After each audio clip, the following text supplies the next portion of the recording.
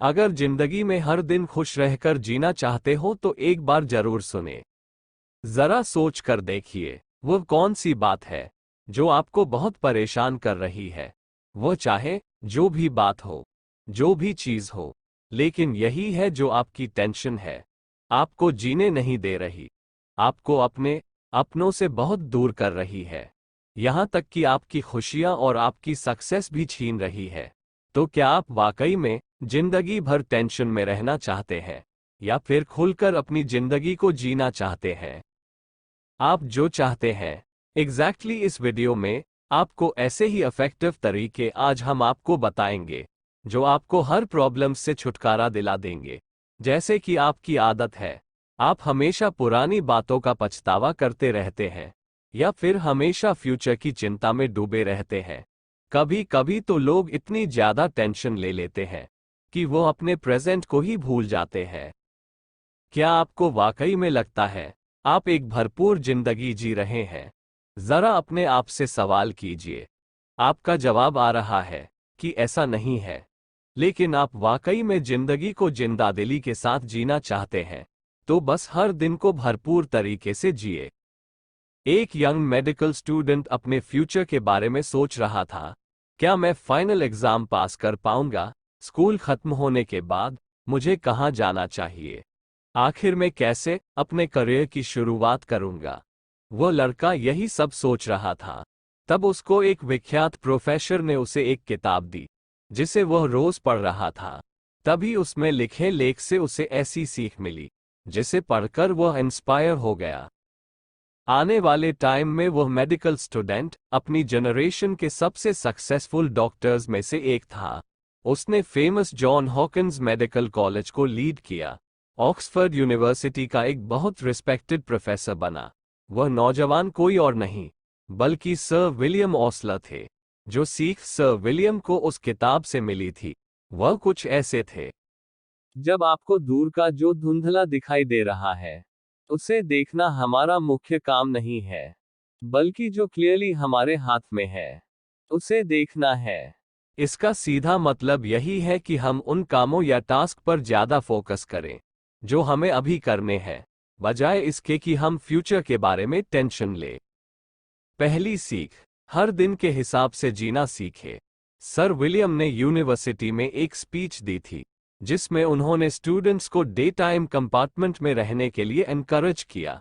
अब जरा सोचिए कि आप अपने पास्ट के जो बीत गया उसके बारे में सोच सकते हैं, या फिर आप अपने फ्यूचर के बारे में जो भविष्य में होने वाला है उसके बारे में सोच सकते हैं। तो अब आपके हाथ में सिर्फ आपका प्रेजेंट बचेगा, यानी कि आपका आज और अभी। डे टाइम कंपार्टमेंट का मतलब है कि हर एक दिन के हिसाब से जीना। खुद को अलाउ करें आप उस चीज के बारे में सोचने के लिए जो उस टाइम आपके सामने मौजूद है। उसे सही तरीके से सोच विचार कर जिंदादिली के साथ जीने की आदत डालिए। अपने दिमाग को पास्ट और फ्यूचर में न भटकने दें। सर विलियम का यह मतलब बिल्कुल नहीं था कि आप अपने फ्यूचर के बारे में बिल्कुल भी न सोचें, लेकिन उसके बारे में फिक्र करने के बजाय अपनी सारी एनर्जी आज के टास्क में लगाएं, तो ज्यादा फायदेमंद होगा। जो भी करें उसे पूरे दिल से करें, अपना बेस्ट दें। बस यही आपको करना है। फिर तो आपका फ्यूचर निश्चित रूप से बढ़िया ही होगा, और आप देखेंगे आपके इस आदत से आपके अंदर कितना बड़ा बदलाव आ गया, जिससे आपका हर दिन खुशी खुशी व्यतीत होने लगा। दूसरी सीख, वर्तमान में जीना सीखे। मिशिगन में मिसेस शील को सुसाइड करने की नौबत तक आ गई थी। तभी उन्होंने आज प्रेजेंट में जीने की इम्पोर्टेंस को समझा। अपने पति की मौत के बाद वह काफी गरीबी में रह रही थी। वह काफी ज्यादा डिप्रेस्ड हो गई थी। मिसेस शील किताबें बेचने के अपने पुराने धंधे पर लग गई। उन्हें लगा कि काम करने से शायद उनका मन बहल जाएगा, लेकिन जो अकेलापन होता है एक बीमारी की तरह होता है जो धीरे धीरे आता है। अकेले खाना खाना, अकेले ड्राइव करना, यही अकेलापन मिसेस शील को अंदर ही अंदर खाए जा रहा था। इसके ऊपर कोई भी स्कूल उनकी किताबें खरीदने को तैयार नहीं था। उन्हें कहीं भी सक्सेस नजर ही नहीं आ रही थी। फिर जब जीने की कोई वजह न मिले तो इंसान टूट ही जाता है। मिसेस शील इस समय तक पूरी तरीके से होपलेस हो चुकी थी। तंग आकर उन्होंने अपनी जान देने की ठान ली।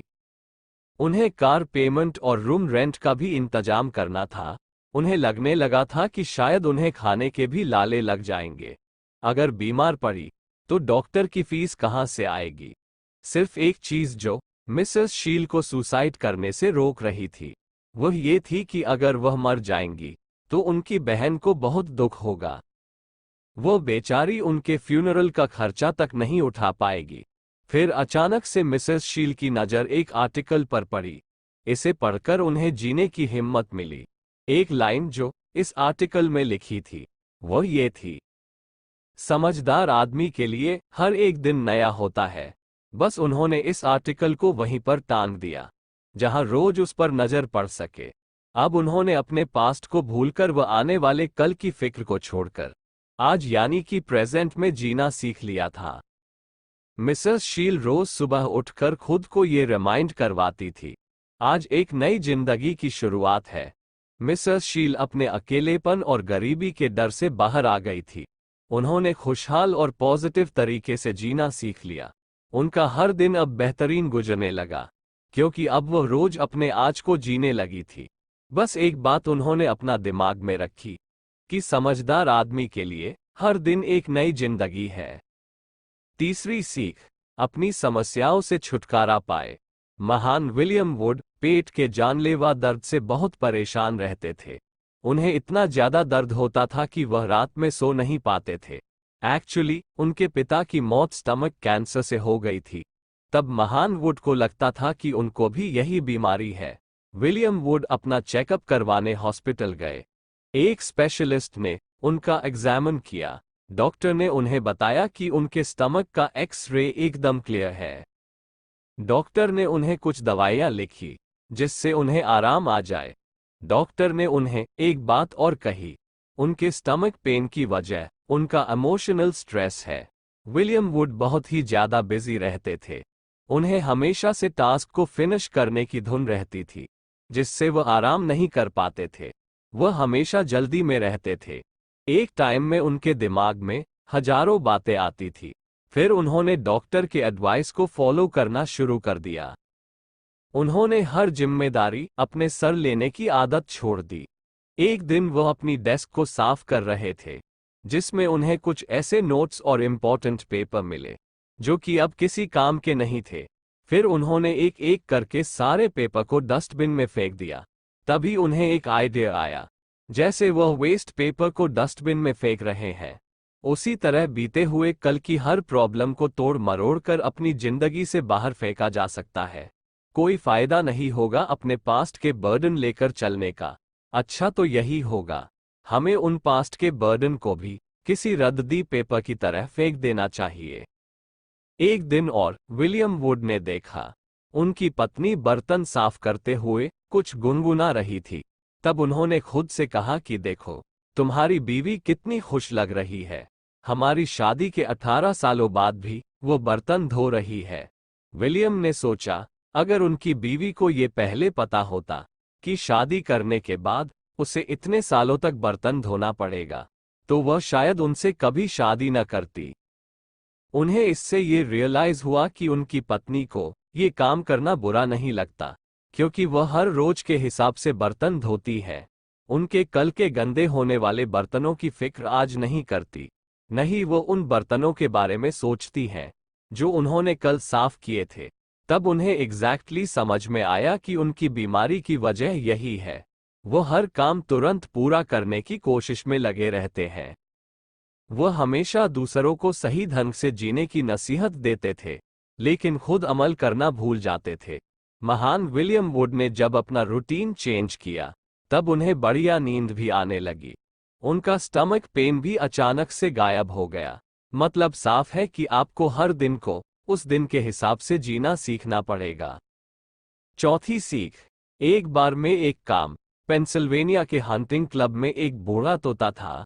उसका पिंजरा दरवाजे के साथ लटका रहता था। जब भी कोई वहां आता था तो वह सिर्फ यही बोलता था, एक बार में एक काम करो भले आदमी। वो बूढ़ा तोता बस यही रटता रहता था। क्योंकि उसे यही सिखाया गया था। इसका मतलब यही है कि आपके ऊपर चाहे जितनी भी रिस्पॉन्सिबिलिटीज हो, चाहे जितनी भी जिम्मेदारियां हो, फिर भी काम और कंपोज रहने की कोशिश करें।